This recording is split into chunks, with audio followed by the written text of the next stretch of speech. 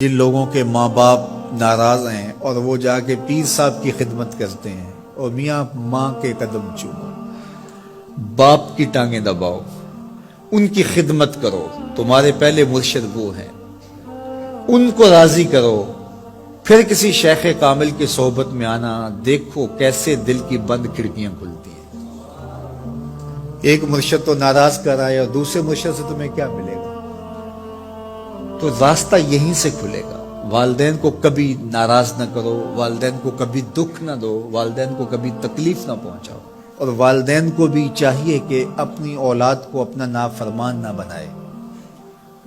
ایک بزرگ فرماتے ہیں کہ مجھے برابر 30 سال ہو گئے ہیں کہ میں اپنی اولاد کو کوئی حکم ہی نہیں دیا، کوئی حکم نہیں دیا۔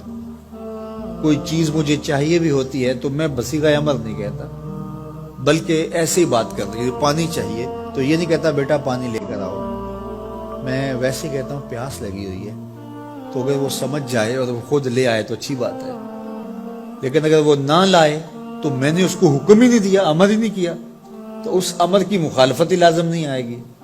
تو کہا 30 سال برابر گزر گئے ہیں، میں نے اپنی اولاد کو حکم نہیں دیا کہ کہیں وہ میری نافرمان نہ ہو جائے، کیونکہ اگر وہ نافرمان ہو گئی پلے کچھ نہیں رہے گا۔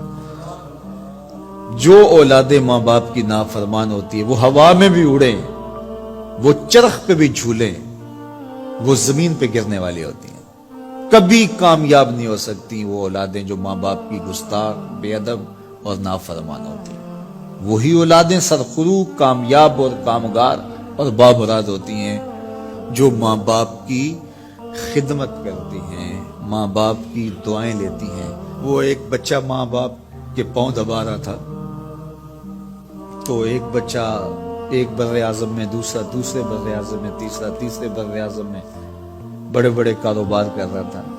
تو کوئی اس کا دوست ملنے آیا، اس نے کہا کہ اس نکمے کو بھی کہیں بھیج دو، فلاں جو ہے وہ یورپ میں ہے، فلاں امریکہ میں ہے، وہاں اتنی بڑی کمپنی اس نے کھولی ہوئی ہے، اس نکمے کو یہاں بٹھایا، اس کو بھیج دو، یہ تو نکمہ کسی کام کا نہیں۔ کہا یہ نکمہ ہی تو میرے کام آ رہا ہے کہ نکمہ۔ حضرت بایزید بستامی کہتے ہیں کہ میں نے اپنی ماں کے آگے ہاتھ جوڑے، میں نے کہا امی تجھے راضی کروں یا رب کو راضی کروں؟ تو اپنے حق مجھے معاف کر دے، اللہ کو میں راضی کر لیتا ہوں۔ ماں نے کہا جاؤ پتر میں اجازت دیتی ہوں۔ گئے جنگلوں میں، ذکر و فکر میں لگے رہے، تنہائی میں اس کو یاد کرتے رہے، دن رات ذکر کے چراغ روشن رکھے۔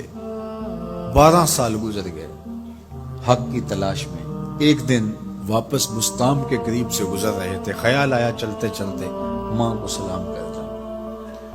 دروازے کو دستک دینے لگے تو اس خیال نے ہاتھ روک لیا کہ ساری زندگی ماں کو سکھ تو دیا کوئی نہیں، اب دکھ بھی کیوں دینے لگے ہو؟ رات کا ایک پہر بیت گیا ہے، سردیوں کی لمبی رات ہے، ماں بستر میں لیٹی ہوگی، تیرے لیے اٹھے گی، دروازہ کھولے گی، دروازے کے ساتھ ہی لگ کے بیٹھ گئے اور ساری رات کاٹ دی، اس خیال سے کہ ماں کو تکلیف نہ ہو۔ جب سحری کا وقت ہوا تو اندر سے جو نالی آتی تھی اس نالی سے پانی آیا، سمجھ گئے میری ماں تہجد کے لیے اٹھی ہے اور وضو کا پانی ہے، تو فوراً دروازے پہ دستک دی، اندر سے آواز آئی بیٹا بایزید میں ابھی آئی۔